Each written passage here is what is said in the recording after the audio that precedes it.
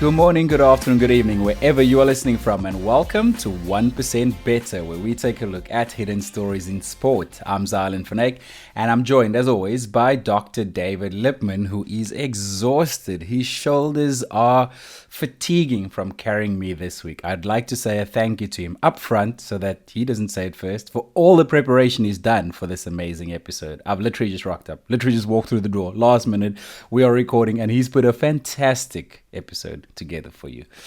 I got your appreciate you sucking up, mate. To try and make me feel better about it.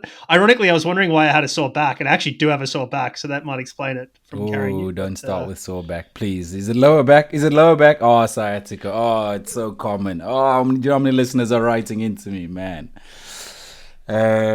Listen, I have a doctor's question for you this week, but I don't have the answer. So it's quite interesting. It's going to be interesting to see what you say. The question is as follows. The question is it answerable or are you... Anyway. No, I quite like it. It is, if you were to design a new sport specifically to improve blood glucose control, what would it look like and why?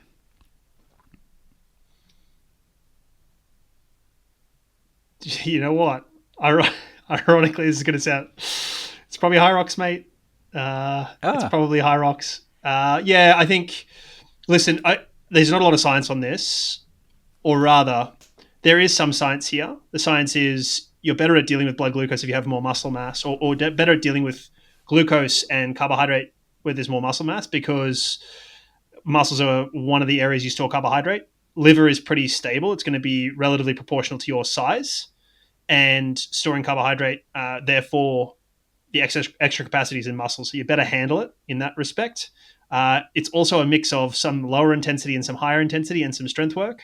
And I certainly found experientially, even when I was marathon training, I did better when I did a bit of strength training as well. My glucose was a little bit better controlled in that context. So, let's go with that. Let's go with Hyrox, which is, we're going to talk a bit about Hyrox this episode. So maybe it's just availability bias, but I think that might be the answer.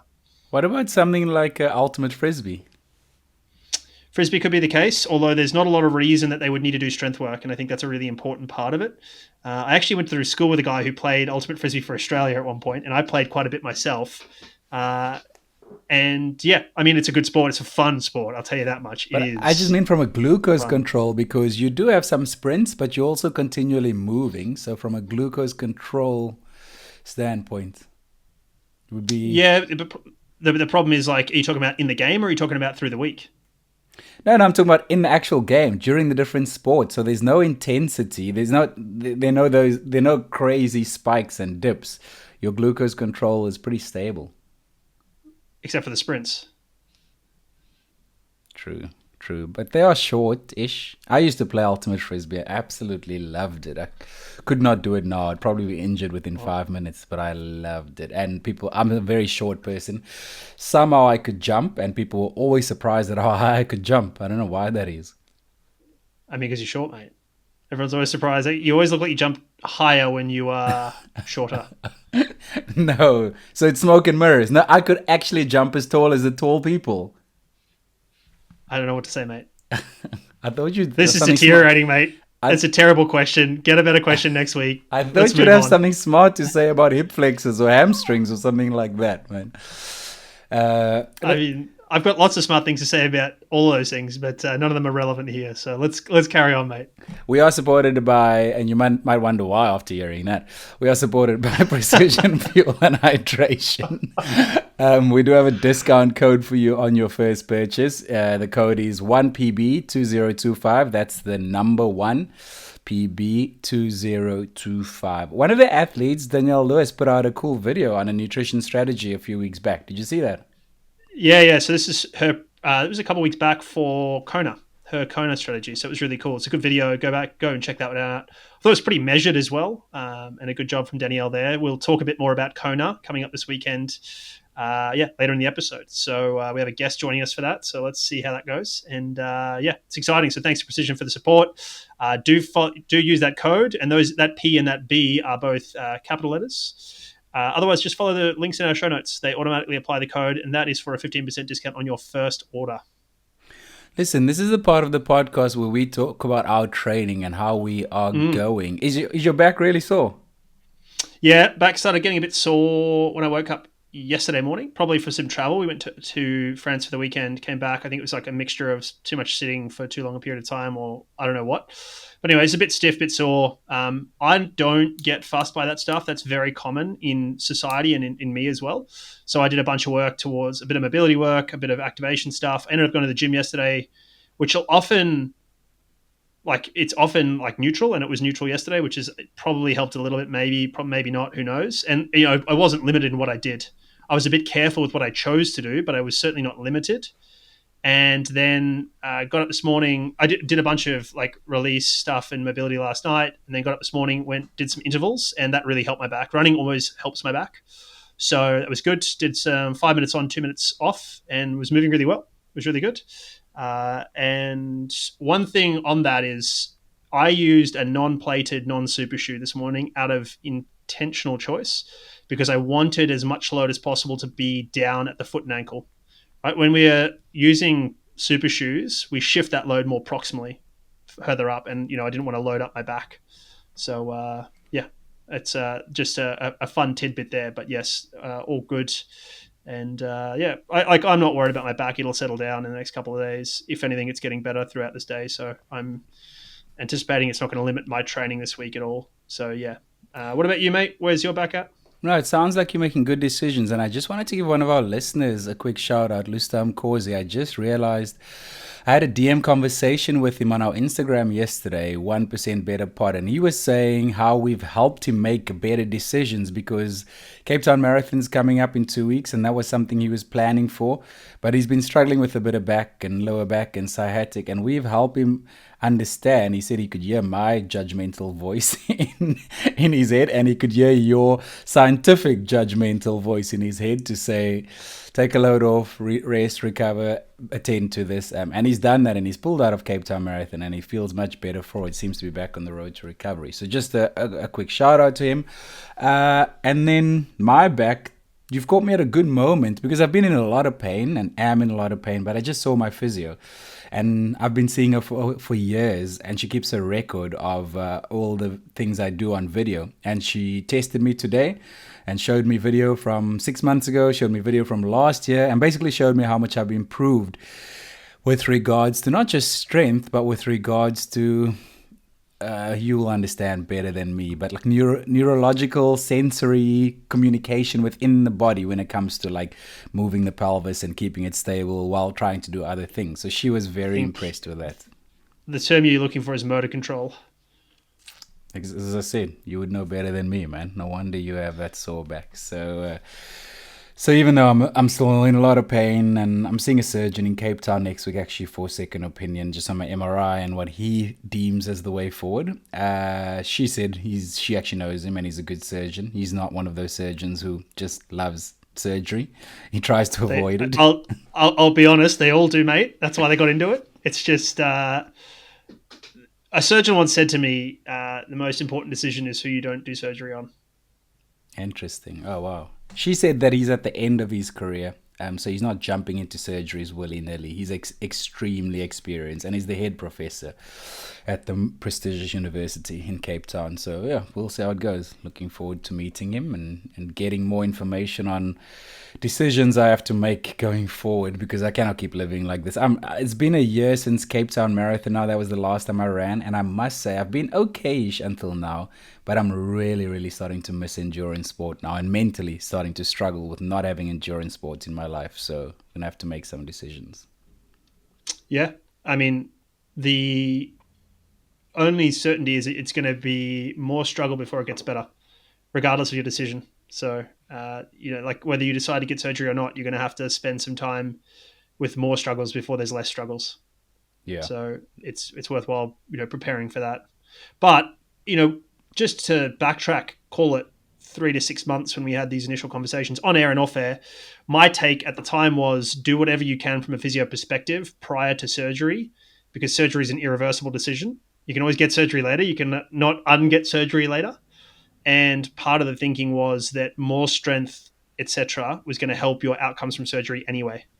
So I do still think, despite your pain levels, that it was a smart choice. Now it's just about what's the choice at this point, a year down the track or 6 months down the track. I definitely agree with you because she said my bio needs better advertising. She was so happy with the work he's been doing the last few months because the videos, you could clearly see a difference. And I do think I agree with you. That puts you in a better place post-surgery and for recovery as well. So we'll see how we go. We are supported by Stride. They are running Power Meter. I love that people are reaching out to you, asking whether they should use Stride or not, because they've all got specific scenarios and questions. But I love that people are interested in it. Yeah, Adam's one of our listeners, was one of the most recent ones to reach out, but I've had other people as well reach out. And a lot of the times it's actually in a clinical setting. They're asking about, Chris was another listener that reached out that was more personal, but certainly people asking about using it clinically. And I do think there's actually emailed the Stride guys and said this, like, there is a role here for clinical use of this, because I do think that there's lots of systems that measure force, which is what we call kinetics. This is a system that measures movement, which is kinematics, right? Kinematics versus kinetics. And the thing with kinematics is it does give you insight, right? So we can measure force in different ways, and that's all good. And we can start to look at that from a rehab standpoint. So say, like, if your ability to produce force, classically, say ACLs, you'll see guys getting force tested, right? And it's like, how much force can you produce? You want that to be roughly within 10%. But you would also, I think there's, I mentioned this last week, there's huge value in seeing how you're moving and seeing how that changes across a period of time with fatigue, seeing if it's any different, from the start point, et cetera, et cetera, et cetera. So I do think there's a role here, but that's a different business model. So Stride needs to decide whether they want to do that, right? That's a business to business model, B2B business model, rather than a business to consumer business model, which is B2C. And you kind of have to build stuff differently, slightly, and all those things. So we'll see if they do that, but I do appreciate people reaching out. My DMs are open. You cannot DM the 1% Better podcast and get me. That'll always be Xylon. He can pass it on to me, but it certainly won't be me on the end of that. And but you are welcome to message me and ask questions, and happy to field them and happy to try and help out. We do have a show link down in the show notes below if you'd like to have a look at Stride. That link is directly attributed to our podcast, so we'd appreciate it if you follow through there. We are going to talk about the Garmin and Strava saga that everyone's talking about. Before we do get there, let's get through some community shoutouts quickly. Boris Cortez. I feel like we mention him every episode. There's no stopping him. What did he do? I don't know about that, mate. He's not an infrequent mention. He does race a bit, so that's part of it. So Boris is an ex-triathlete, now Hyroxer, as I can understand things. I saw a gym he set up at home, so he's now joined the dark side. But, to his credit, good sense of humor. I assume this was a joke. I hope it was a joke. If not, I feel really bad because I laughed about it and made a joke about it on our Spotify comments. But he said, you guys aren't watching the Hyrox Major in Hamburg this weekend? And I just sort of said, mate, didn't even know it was on. Not sure we'd watch it anyway. But it was a funny comment, I thought. So hopefully Boris was trying to be funny. If not, I'm really sorry, Boris. That was hilarious. No, just to be clear, I love hearing from Boris because he is funny and he is being funny there. That is his sense of humor, 100%. Good. So I love hearing from him, even if it's every episode, I don't mind. Also, shout out to Logan Smith, who ran a PB at Cardiff Half, ran 64.36. He was the 4th Brit. And 16th age grouper overall. No, 16th overall. Not age grouper, 16th overall. 16th across the line. So he's proper fast, man. That 64 minutes there is fast. Wow. So I think I ran 76 there, 77 there. So, like, that is properly quick. He's a 4th Brit. Like, that is a good run. It was a windy day too. Cardiff's always windy. So there's a bit of a hill there. So, that's a great run from Logan. So congratulations, Logan. You want to take the next one, mate?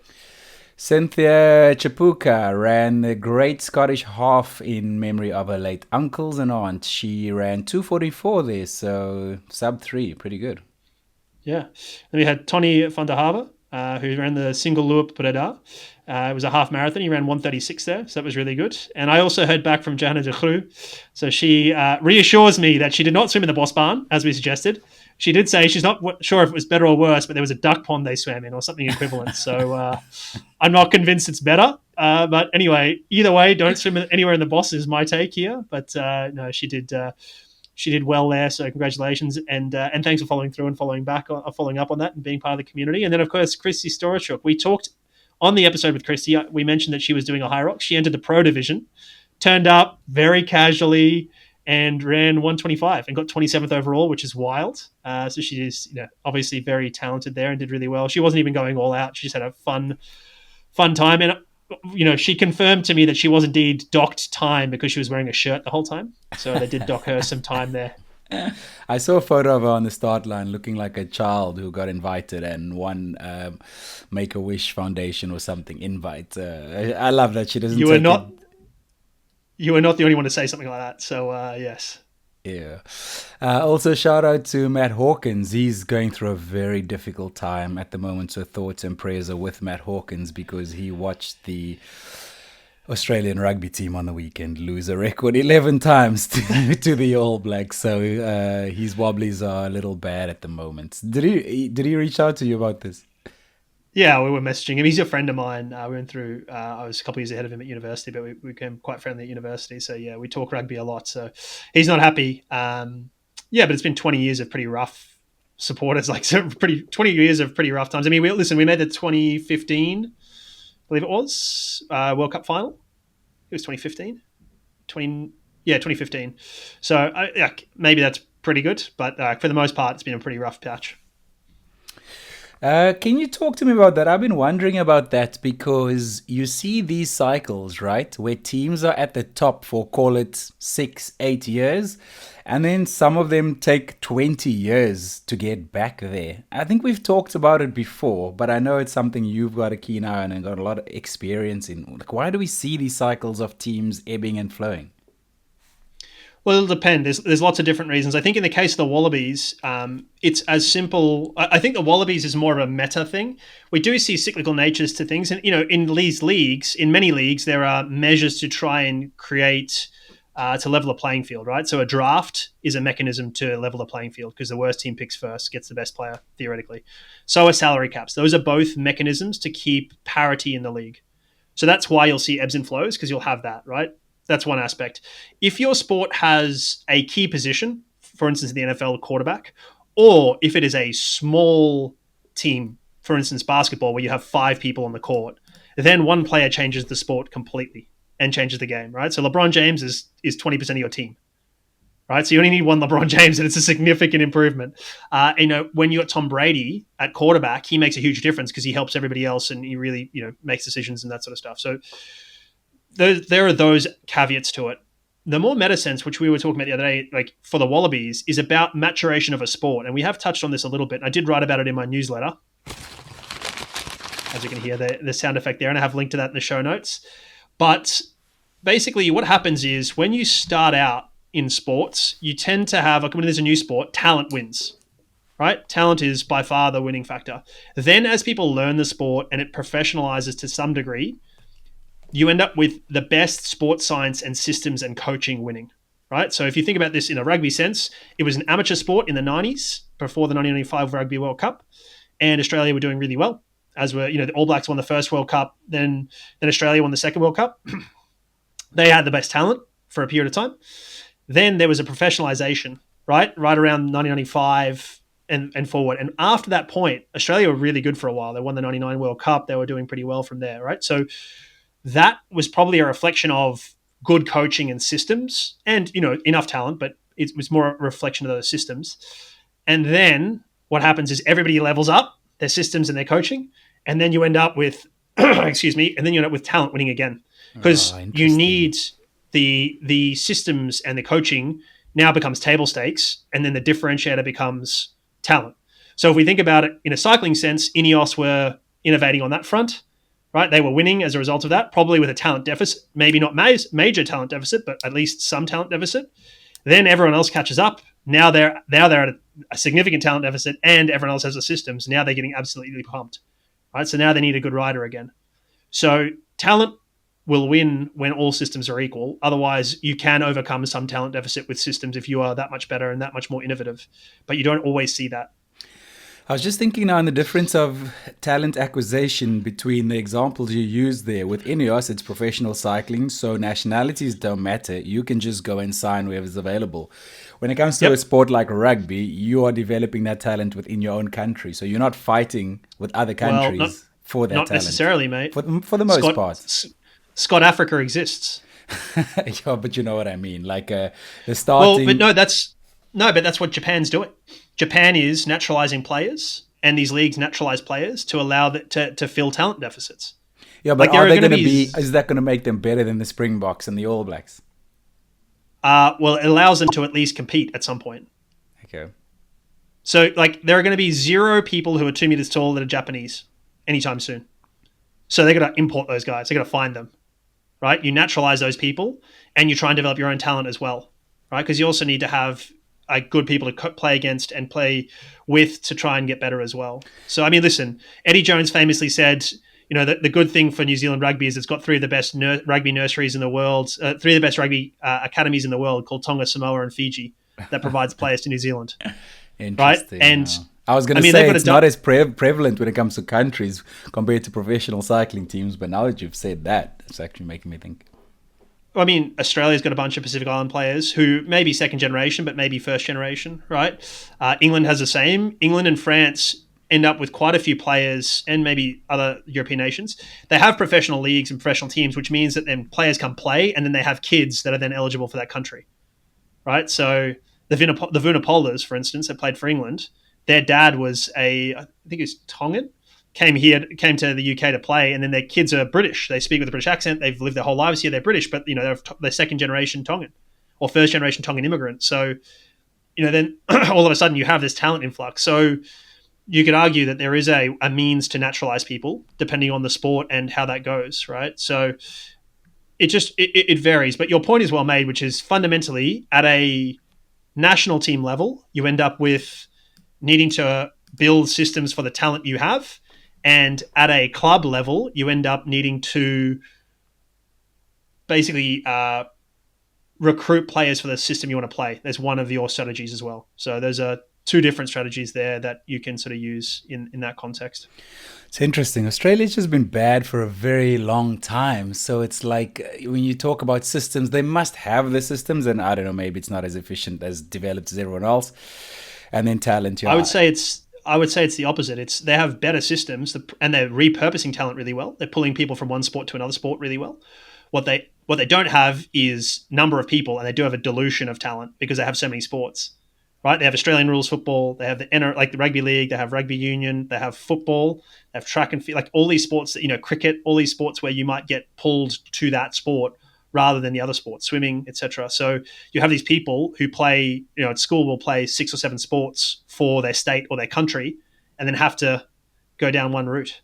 So, I mean, in terms of sports in South Africa, you're talking about rugby pretty much, a little bit of cricket, a little bit of hockey, a little bit of track and field swimming, and then football. But, the people who play rugby are not playing football, whereas in Australia they may.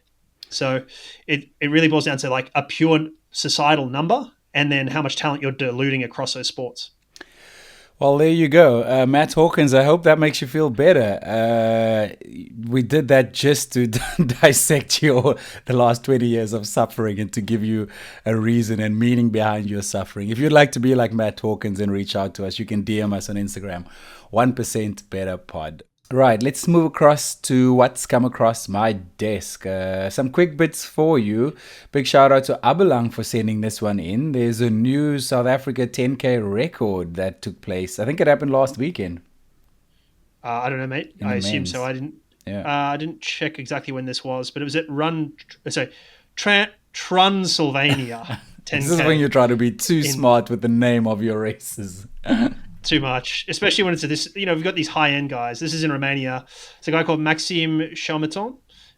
He ran the 10K record. He ran 26:55. So first South African under 27 minutes. And he, that previous record was 27:28. I was there when that previous record was set. It was earlier this year in my town, actually. Yeah, I was there. Yeah. So I mean, it's interesting. Like I was looking into this to try to contextualize it, right? So. It puts him firmly world class. So just for the record here, the Australian 10K and 10,000 meters, remembering that 10K is road, 10,000 meters is track. Both of those are over 27 minutes. In the USA, they don't really care about 10K road, but that is over 27 minutes. And their 10,000 meters is 26:33 by Grant Fisher earlier this year.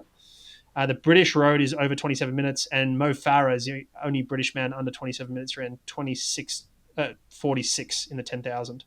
So, I mean, this is pretty rarefied air here. And I was looking into this kid because he's pretty, like, I think he was born in 2000. So he's like 25 years old. I was trying to work out, like, where's he come from? Right. So his personal best's obviously 26:55 in the 10K. He's got a 13:13 national record for the 5K. His 5,000 meters is 13:19. His mile is just under 4 minutes. He's got a 3:43 1,500 meters. So he's pretty handy here, right? And he seems to get a bit better as he goes longer, right? And then his 10K progression on the roads in 2017 as a 17-year-old around 30:55.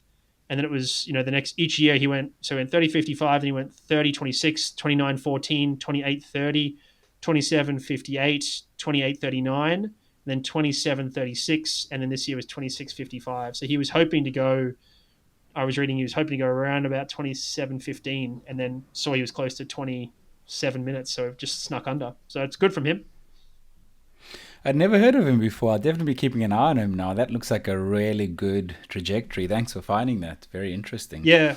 Well, I was like, where's this kid come from? And so I went digging into his, because you always want to check out where this kid's from, like in terms of has he been progressing, what's it been like, etc. So yeah, that's why I pulled all that stuff up.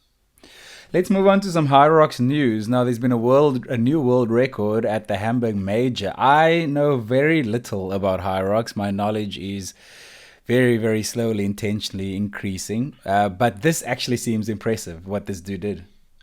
Yeah, so just for you and the listeners who don't know what Hyrox is, basically 8 1K runs plus 8 stations. The stations are ski erg, rowing erg, there is lunges, there is a sled pull, a sled push, there is burpee, broad jumps, and one more, a farmer's carry. Right, so you do those 8 stations for different distances, different weights. Oh, and there's wall balls as well, somewhere in there to make 8.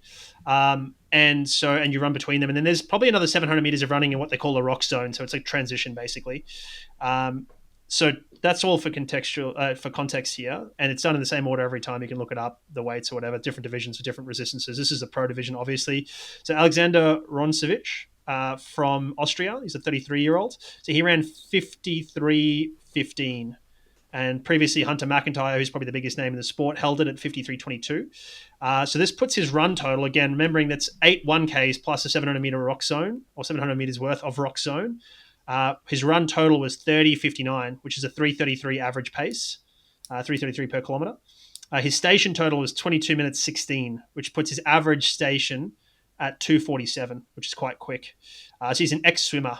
I found out about this guy, and he trains roughly 20 to 25 hours a week, twice a day, and he's only running 50 to 60 Ks a week, which is like 30 to 40 miles a week, so not much at all. And I found an article summarizing the Elite 15, which is the top 15 in the sport.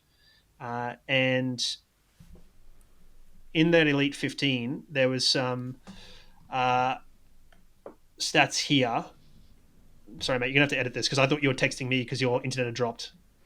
No, I actually will keep this in. I wasn't texting you. I was Googling Hunter McIntyre and Alexander Roncevic to see if they had shirt allergies. And the first images that come up of both of them, there aren't any clothing in sight. Like, is this an official Hyrox rule or what? Like, I'm not doing it. I'm not getting into it. But anyway. So anyway, I found an article looking at the Elite 15, which is the top 15 men's and women's. And I found this interesting because it's got some anthropometric data, which can give us some interesting insights here. So the median height for the women's is 170 centimeters, which is 5'6", and the men's is 184 or 6 foot. So I think being taller here is an advantage, both from a running perspective and then things like the rowing erg and the ski erg. The shortest female was 157, and the tallest is 183. Shortest man was 181, and the tallest was 192. So they're pretty like compressed there on the men's side, the women's side less so. The median weights of the athletes is 63 kilos or 139 pounds on the women's side, and 82 kilos or 180 pounds on the men's side. So these guys are, quite relatively staunch, but not super muscly, I guess, and same with the girls. Their running times, these are estimates. 5K for women was 8:11 and 16 minutes for men. The 10K was 38:07. 18:11 for women, 5K. And 16 flat for men. The women's 10K was 38:07 and the men's was 33:30. So pretty impressive running there. Yeah, very quick. Because that And is then in their the strength middle of all those other 8 things you just said before. no. Oh, no. These are estimates of their best times Okay, okay. from the Elite 15. And then their strength estimates: 3 rep max squat was 194 pounds for women, which is 88 kilos, and it was 290 pounds or 132 kilos for men. The 3RM deadlift was 255 pounds or 116 kilos for women. It was 364 pounds or 165 for the men. Their 3RM military press was 100 pounds or 45 kilos for women and 154 pounds or 70 kilos for men. And then their 3RM bench press was 136 pounds or 62 kilos for women, or 228 or 104 kilos for men. And then, I mean, that speaks to, if you look at their running times and you contextualize it, it is clearly a runner's sport, not a strength sport. You need to be strong enough, but that is, those running times, runners would look at those times and say that's pretty impressive. Strength sport athletes or even team sport athletes would look at those strength numbers and go, yeah, not interested. That's not impressive at all. So proportionately better runners, and you need to be, right? And if you look at the running volume, the median total was 49 miles or 79 kilometers per week for both men and women, but there's tons of variance. So some of the athletes are running, 96 kilometers, which is like 60 miles a week, whereas some were doing 24K, which is only 15 miles a week. And that's in the women's. And in the men's side, the peak was 195 to 120, which is 59 to 74 miles. And then the lowest was 40 to 48 Ks or 25 to 30 miles. So that'll depend on their background. The more running they've done, the less running they will be doing, because it will be a stronger point for them, and vice versa, right? So it'll really depend on their backgrounds there, because you'll see these guys and girls come from a variance of backgrounds. So that'll evolve. This will end up being more of a runner's sport, and they'll be more specialized, and we'll end up with a more homogenous group of people from a size and a strength perspective as the sport matures. Let's move on to some Kilian Jornet news. Now, he's the greatest men's trail runner of all time, and he completed his States of Elevation project. I saw this getting promoted, and I sort of wanted to keep an eye on it, but didn't, and then it was done all of a sudden. I was like, what was this, and how did it go? So Kilian does this thing where every couple of years or every year he does a sort of expedition project thing. You got to remember, Kilian's a mountain athlete. You called him a best trail runner, and perhaps it is. He's undoubtedly the best mountain athlete of all time, like unquestionably so, men's or women's, anything. So this is basically him trying to summit all of what they call a 14er in the US, which is 14,000 feet. He wanted to summit 72 14ers in one line, man-powered only. And so he did this in 31 days. So he obviously climbed the mountains, like trail run / climb the mountains, and then biked between them. So these 14,000 feet mountains are 4,267 meters is 14,000 feet. So very high, obviously. And there's a bunch of them in Colorado and then a few others in other spots. So this ended up being 72 of them, 31 days. We'll talk about that in a second. That was a distance on foot of 629 miles or 1,012 kilometers. Bike was 2,568 miles or 4,133 kilometers. His elevation gain in feet was 403,691. And in meters, it was 123,045. Total activity time was 488 hours, 52 minutes and 7 seconds. Started in Colorado, did a bunch of those 14ers, then cycled across to California, did a couple there, and then cycled up to do the volcano in Washington there. So, I mean, I picked up a couple of things here. Firstly, there's a picture of him in this carousel pouring extra virgin olive oil into one of his flasks. Why is that? Speaks calories, I'm guessing. Yeah. Yep. Fat, calories, density of stuff. You got to remember, he was doing, on average here, he's doing, and also like calories to weight ratio as well, because he's doing, long days out, mostly self-supported. This is an average of 2.3 per day. But he cycled for, 2,500 and something miles or 4,100 kilometers. Like that's a bunch of time where he wasn't climbing a mountain. So basically it ends up being more than 2.3 a day. So probably did 4 to 5 on some of these days. So wow. That's wild. So yeah, absolutely insane. So kudos to Kilian. This is super cool. Makes it look so easy so simple, but you got to be absolute probably best in the world to get anything like this done. Like, yeah, I love extraordinary people, man. Check out his YouTube channel, by the way. He does a lot of cool behind the scenes videos on there. Great insight into the great man. David, in other news, potential future Olympic events, there's discussion of including cyclocross and cross-country running into the Winter Olympics. Now, this sounds interesting to me. I've got no facts to back up what I'm about to say, but I'd love to know what the difference is in the audience between the Summer Olympics and the Winter Olympics. And I think this would bring more of a crossover audience to them if they were to do this. I couldn't agree with that more, partially because of maybe not cyclocross, because cyclocross, if you think about the countries that are very interested in cyclocross, they have Winter Olympics teams. But if you think about cross country, you're bringing a bunch of people who are otherwise not competing in the Olympics, right? In the Winter Olympics for the most part, or don't care too much. Kenya, Ethiopia, Uganda, I can't imagine them having big Winter Olympic sports teams, nor care for it. But if you add cross country, all of a sudden there is. Right. It also speaks, I mean, these sports are traditionally winter sports to some degree, maybe not snow winter, but certainly winter. And listen, the snow is getting increasingly difficult. So you could easily do this slightly dislocated from the other events and carry on. And I think it's cool. I think it's awesome. I think it's increasing viewership, as you say. It's going to increase the number of countries participating, which is always good. It becomes more global. I think, cross country is pretty easy to get this done. The cyclocross is a little bit more difficult, but certainly doable. I also think it's cool here. You could do individual stuff. You could do team relays. You could do mixed distances. You could do all sorts of stuff. So I'm super positive about this. I think it would be great. I think we need to see cross country somewhere. We talked to Lisa Waitman previously about her, world cross country experiences, and I think certainly, I think this would be a good thing to add. I think it's only upside, and if you want to talk climate change and stuff, obviously, it's a lot more sustainable for both. The running is easier with the cold, and also it's easier to get this event because you don't need snow. And then staying in the Olympic realm, Sebastian Coe, he's the head of World Athletics, isn't he? He is. He's talking about having some of the track and field events outside of the stadium at the LA 2028 Olympics. Now, this is something we've touched on this podcast before. Yeah, so we talked about it with respect to the Diamond Leagues, and we actually put a poll out on our Spotify. So that episode was from the episode Was Sydney Marathon Week and Insights from UTMB, released on the 5th of September. And we put out a poll there, as we do every week on Spotify. We have a question that relates to the episode, and everybody who responded said it was great to have the events outside the stadium. So I think there's an appetite for this. They tried this in Paris. In Paris, we were initially keen, and then it got expensive, and they said, maybe not. But I think LA will do it. I think it's got real legs. It's going to make more of the viewing free, similar to what we see with the marathon, which I think is really cool. And it's a better spectacle.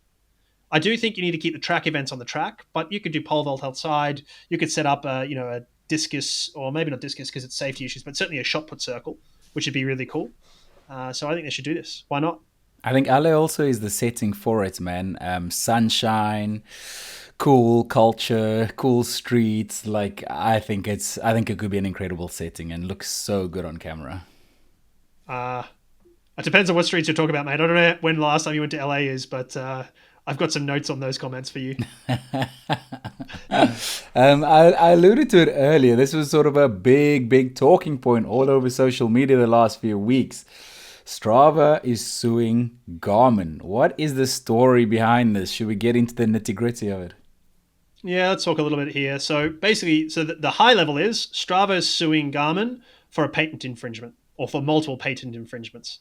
Now, if you look at what the patents are, one is relating to heat maps and one is related to segments. The segments one is particularly interesting given that you can do live segments on Garmin watches with Strava as an integration. So they're obviously very close as partners. And I was trying to find out who creates them, like where are most of the events in Strava created from? Because I assumed it was Garmin. It actually isn't Garmin. It's in Strava. So native tracking on the app. So people just using their phone. Really? Yeah. And that makes sense, right? Anybody who's starting running probably doesn't have a GPS watch. They just use Strava, right? So you can use it for tracking just using your phone. You already have a phone. So that makes some sense. Exactly, yeah. So that makes some sense. Similar with cyclists, right? Like if you don't have a head unit, just track that on. And then secondarily, Apple Watches, which again makes sense. There's a lot more people who've got an Apple Watch than anything else. So that makes sense. But I think behind that, after those two, it's probably close to Strava. You've also got to remember there's a bunch of events on Strava that aren't close to Garmin, endurance sports. So yes, sorry. But then there's a bunch of events that happen on Strava that are not, that are not endurance sports. You can golf and paddle and all sorts of stuff. So those are all going to be probably Apple Watch more than they would be a Garmin or another GPS watch. So, but what this patent means, or sorry, what this lawsuit means, if it is upheld, Garmin basically can't sell anything they sell at the moment from a GPS watch or bike computer standpoint, which is wild. Absolutely wild. This is pretty strange given their relationship, but there's also like another layer to this, which is Suunto is also suing Garmin. So Suunto is a big competitor to Garmin's, right? And they are suing over 5 patents. And these patents pertain to golf swing detection, a lower power respiratory rate tracking using heart rate data, which is basically, if you look at your heart rate, you have what they call sinoatrial arrhythmia, which is when you're breathing in, your heart rate goes up, and when you're breathing out, your heart rate goes down. So you can see these fluctuations in heart rates, and you can use that to estimate respiratory rate. And so Suunto have a patent around that. And then there's also some stuff around structural antenna designs, which Suunto own, right? And all sorts of wireless communication in metal-bodied watches. Anyway, it doesn't really matter. But so Suunto is suing over that. The question in both these cases is why now and why? Like, why and why now is really the answer here. So when it comes to Strava, there are some answers. On Reddit, there's a post from their chief product officer. It's wild that Reddit's a source of news, but apparently it is.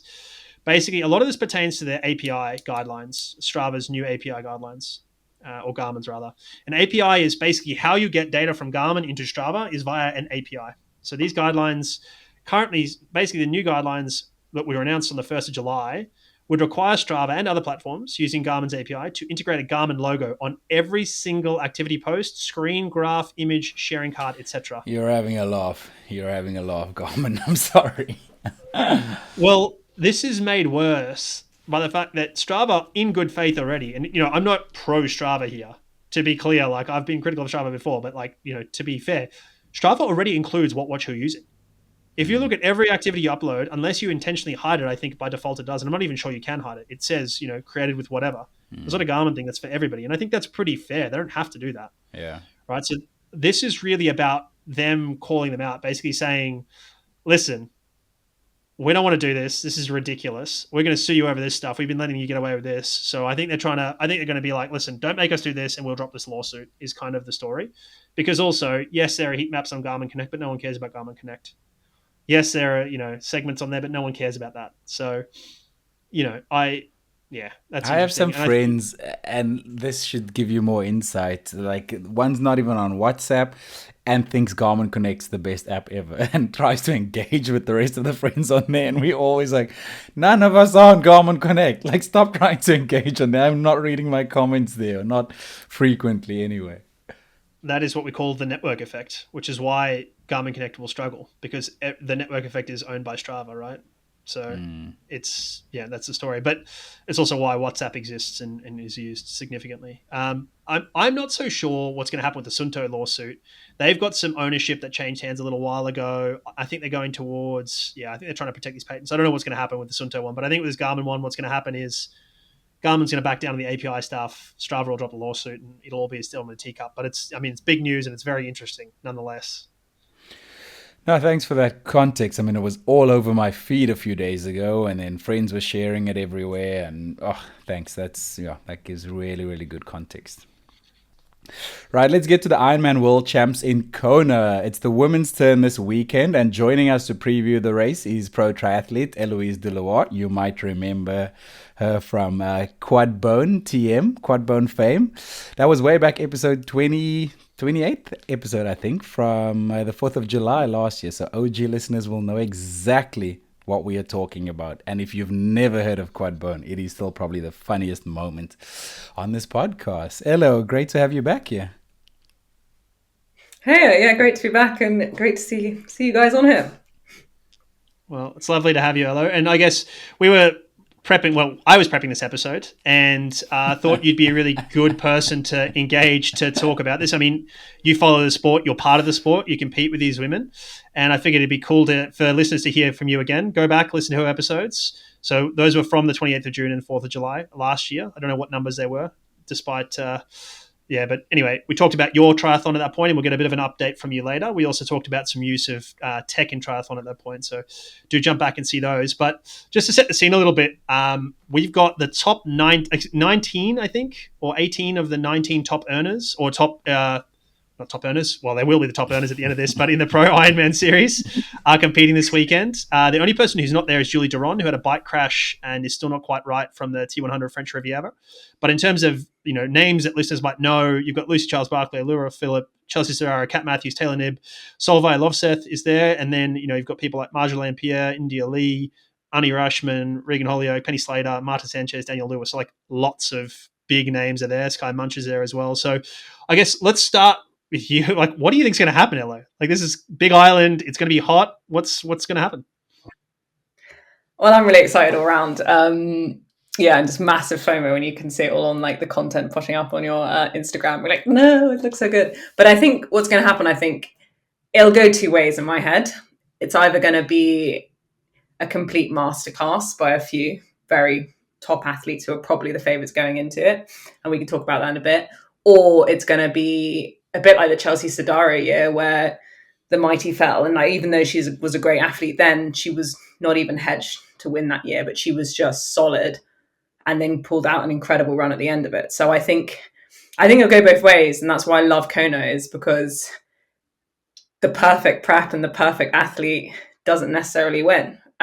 Because it's so hard and because they also will go so hard. And in those conditions, you actually have to be careful, even though obviously you've got to gamble, and they will gamble and they will go hard. But what worked in other races this year might not work in Kona because it's hot and it's grim. Yeah. And it's... Well, and that's kind of what we saw in the men's race 2 years ago, was all the favourites biking the legs off each other, looking around, really, like flexing, and then they all popped, right? And then Patrick Lunger, who ran a much smarter race, and then came through the field really strong. It was kind of what you're talking about, the Chelsea Sodaro example as well. I think from that was last year, sorry, not 2 years ago. It was last year that they did that. So it'll be interesting to see if that happens again. To your point, or who do you think in the first scenario, who's going to be at the front giving a masterclass? What are you thinking here? Obviously, Lucy Charles is going to get out of the water first. I think that's the most common thing that happens every year, like Christmas always happens. She's in trouble if she doesn't. And again, she'll go from the race and she'll control it. I think what will be different this year is 2 years ago, Taylor Knibb went with her and actually raced Lucy's race. I think Taylor's going to race her race, which I don't think she will go with her. I think she could, but I don't think she will on the swim. So I think Lucy's going to be out, and then it's going to be pretty close behind with like Taylor in the chase pack. Obviously, you've got, who else you've got in the chase pack? You've got Marjolaine won't be too far back. She won't be in that pack, but you've got Solveig in the chase pack. You've got Indy Lee will be there. Those are some good bikers that can work together. And either Taylor's going to go or they'll work together. And then you've got Kat not too far back, and then probably Laura with her or just behind. And that's, I think, where the race will unfold, is that first stint out on Queen K before heading up to Harvey. There's going to be a lot of action coming through. Lucy will probably hold them off at least till the end of the bike, if not near the end of the bike. But if it all plays out to how I think it's going to play out, is it'll come down to a foot race between Laura, Kat, Lucy there, but I don't think she'll hold them, and Taylor. And what I'm quite excited about is Taylor's been super quiet on social, which could go either way. She's either been extremely injured and trying to play it cool, or she's just doing Taylor, which means she will be an absolute weapon. Make it cool, Elo. You might not. You safeguarding yourself here from all angles. Make it cool. Which one is it? Oh yeah. Well, I was got to, but I also there's so many, because it's such a big field. It's literally so many ways it could play out. But I think in the first scenario, it will be Kat, Laura coming from behind. Taylor gets to the front quite quickly. Lucy will be at the front, and then it'll come down to a running race. And I think a lot of people, probably think Lucy will win again. And I think she has it in her, but if everyone's having a great day, I don't think she can win. Her best day is incredible. Don't get me wrong. That's why she won back when it was the last Women's Day. But if you look back, everyone else was just missing something. And that's how you win Kona, is be solid. And she was solid. But I think if, let's say, Laura Phillips got her run in her, if Kat's got her run in her, if Taylor has a ridiculous bike, Lucy will probably come second again. If not, come third, but I don't think if Laura Philipp has her run, it has to be Laura's. But again, it's Kona, which means Lucy is the most consistent in Kona, which means everyone has to bring the party to her. Well, which is a very strong position to be in. Let me throw some cats amongst some pigeons here. So Lucy holds a course record, for the record, and she ran 2:57 in that. But she's probably running her best she's ever run at the moment. If we're honest, she ran really well at T100 London at an event that's shorter, so that probably favors. It doesn't mean that it probably favors her run at Kona. She's also dealt with the heat before. And the run course record is 2:48, run by Anne Haug. I wouldn't be surprised if we see that go, depending on the gap that Lucy has, because obviously, really, I think the run course. I think yes, but I think that if Laura Philipp and Kat Matthews and et al. Are close enough that they don't have to bike super hard to catch Lucy, then they're a chance of running that sort of time, depending on weather, of course, right? If it's the hottest day on record, there's no chance that run record gets broken, right? So it really depends on how much work they have to do on the bike is my take here to catch her before they go. I don't think she's running 2:48. I think Lucy would be having a great day running 2:50, 2:55, somewhere there. But so then you're talking still about a couple of 2 to 7 minutes that she has to be ahead coming off the bike to feel any semblance of comfort. I'm not as convinced as Eloise is on Taylor Knibb's run ability. I've never seen her run well in an Ironman, and she's had some gut issues. That famous video where the poor thing was like, asking the photographer to film from the other side. So I'm less convinced of Taylor's thing. It's an interesting take. I forgot that Taylor tried to race Lucy's race, but I can't see, if Taylor doesn't go off the front with Lucy, right? I don't think she can run 2:40 something. So the only way I see Taylor winning this is actually helping Lucy and them going off the front to try and put enough deficit in so that it becomes a race of two rather than a race of a bunch. What do you think about all that, Elo? It's interesting, but again, for the Lucy and I guess the Taylor run scenario, in terms of you saying she ran really well at T100, Taylor's run incredible at T100. She's won the 70.33 times on ridiculous runs. She can run. Yep. It's whether she can double it in a marathon, a bit like Lucy. Like Lucy's running obviously incredible form right now, but her marathon time has always slightly let her down. And I do think she can run faster. Yeah, she can. But can she do it in Kona when she needs to? Well, she's an executor, so probably will, knowing Lucy. But it will be interesting. And I think also with that in the running game, again, you've got Marjolaine Pierre. She grew up in La Réunion, which is pretty much Kona climates. She has no phase in these climates. So she would have done the work, she would have done all the heat training, and she grew up running pretty much in Kona climates. So again, she's a ridiculous runner, and she's actually done the training this year. And we can't forget, she came fourth in Nice off very little run training, but very interrupted training. She had 2 massive injuries that year.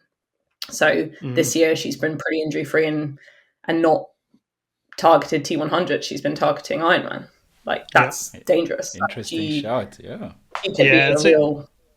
That's a really good call. The other one that always I think is the real wild card that people are really worried about is Solveig Lovseth.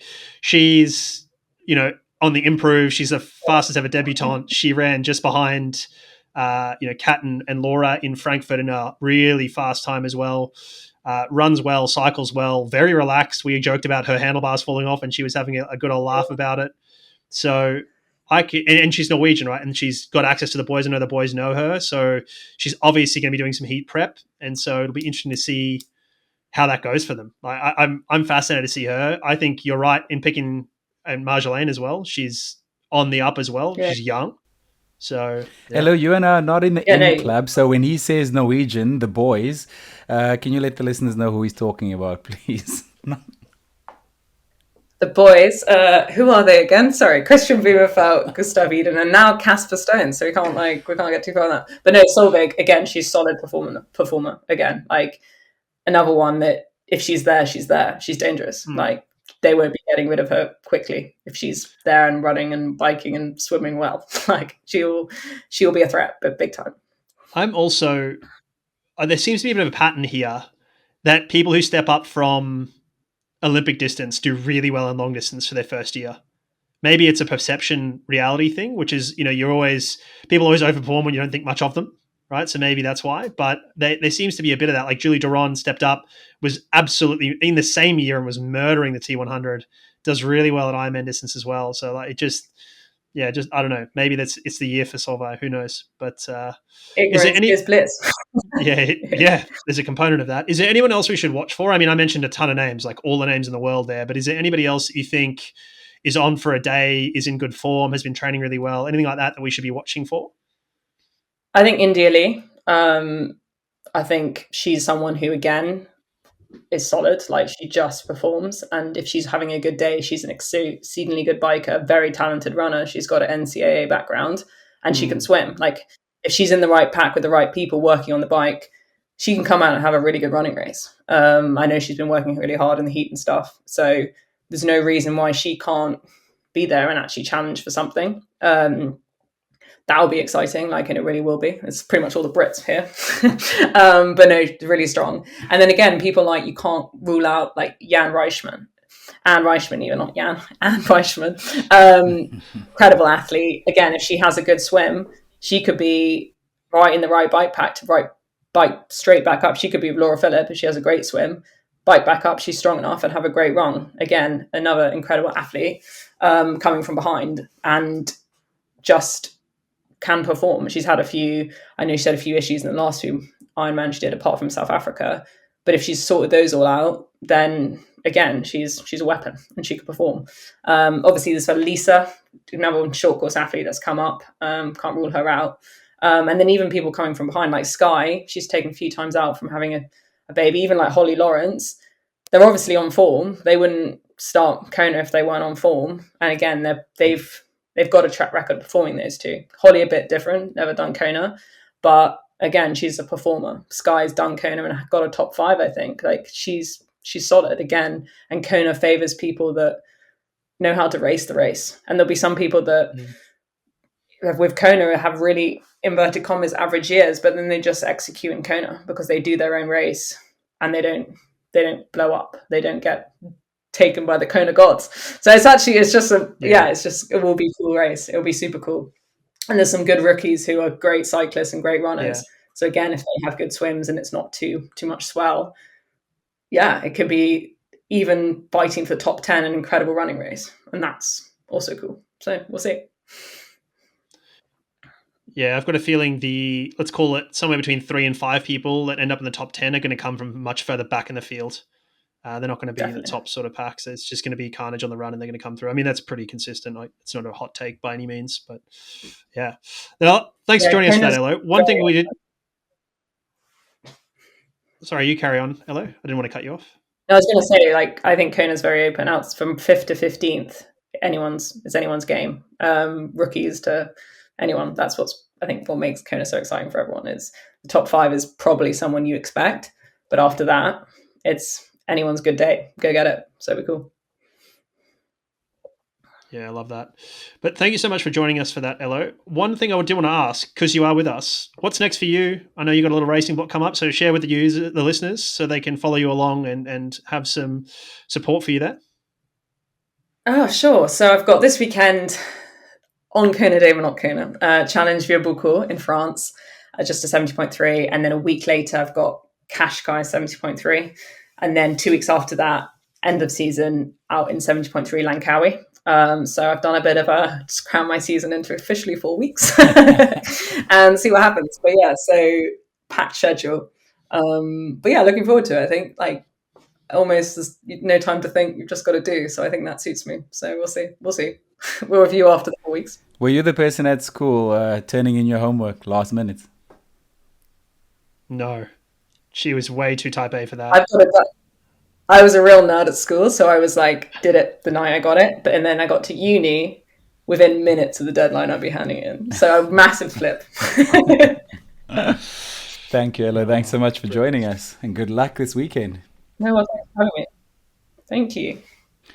Okay, we are debuting a new segment called SOS, Seen on Social. Or is it Save Our Souls? I don't know, maybe both. But I really like Seen on Social. I like this idea. You messaged me about this a while back and I was like, yes, I'm here for it. I want this, exactly.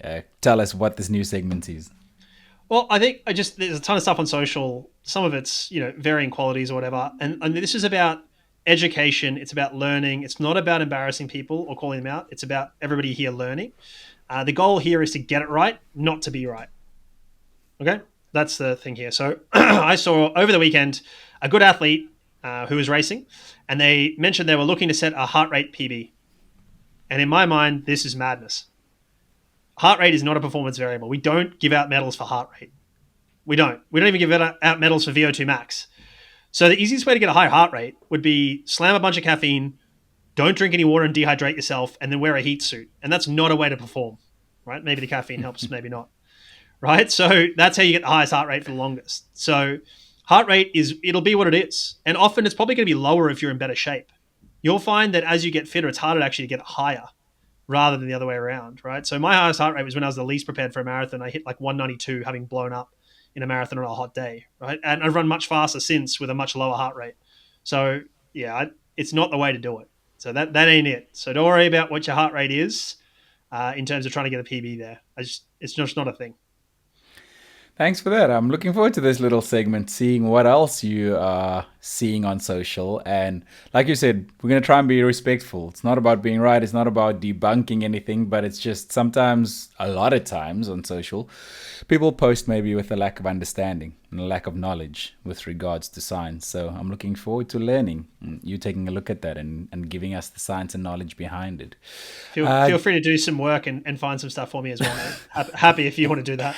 I'm probably the least qualified for this segment because I would be posting the same silly things as a lot of people with my uneducated view.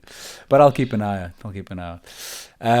Doctor's office. We are watching Chicago Marathon this week. I saw on her Instagram, Phill Bowden is out. Yep, she is out. You sent this to me. Yeah, it's pretty sad for her. Oh, did I do some prep? Did I think about the pod and send you some prep? You get something on. Yeah, credit where it's due, mate. Credit where it's due. One little bit of it, you did. It was good. Right at the end. two bits. Abelong sent you something which you forwarded to me. So, yeah. But no, so Philly's got this injury. If you listen to her story about it, it sounds like pretty grumbling, and it's a pretty hard diagnosis to make. So obviously she got scanned because she's an elite athlete. I think in other people you don't end up scanning this, but also maybe you don't keep running on it. So there's that. But it's pretty. I feel a bit bad for her. But so it's the official report which she posted is a minor non-display subchondral fracture of the peripheral medial femoral condyle with associated reactive marrow edema. I'll explain all this in a second. And then the second finding was borderline patella alta with mild edema / impingement of the superior lateral Hoffer's fat pad and overlying minor sprain and edema along the anterior aspect of the lateral retinaculum with a minor grade 2 patellochondrosis can be associated with patella maltracking. Can we switch the podcast back to English, please? Yeah, you're welcome. Basically, so I'll define a couple terms here. So patella alta is when your patella, your kneecap, sits high.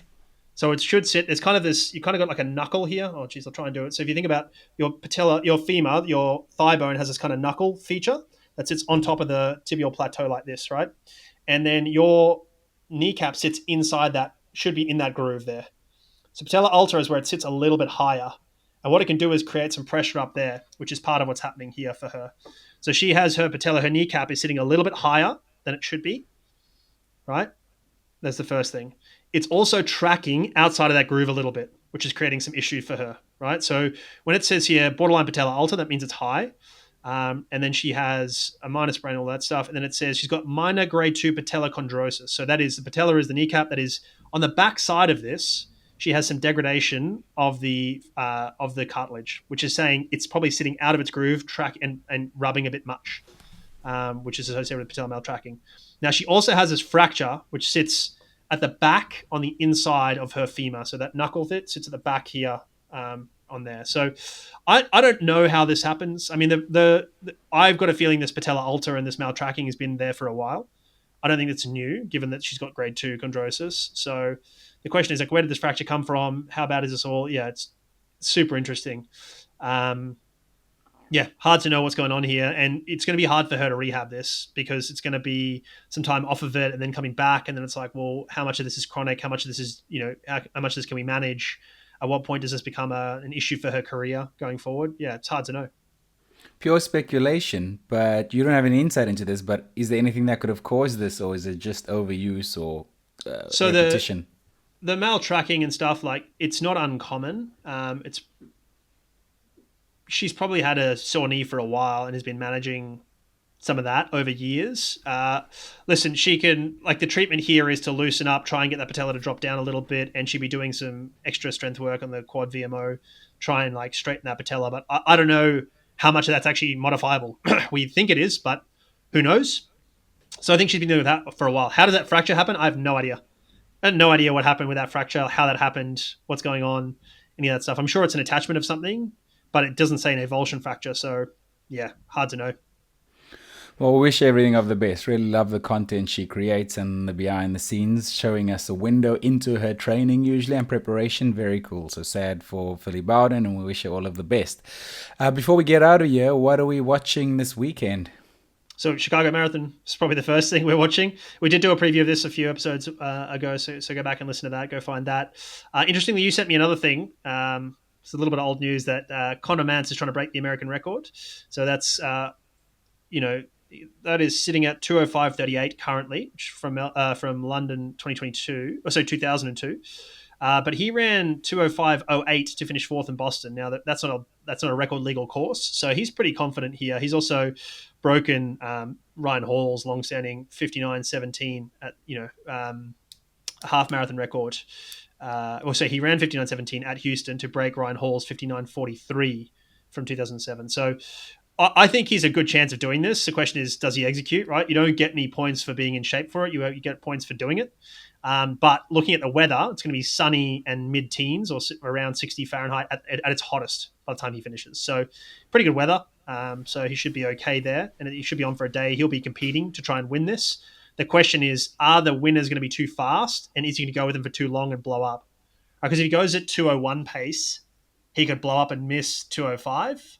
If they're going 2:03, 2:04, he might end up running 2:05, right? He might blow up late and run 2:05. Or he goes off at his own pacing, gets a pacemaker, and then he's fine.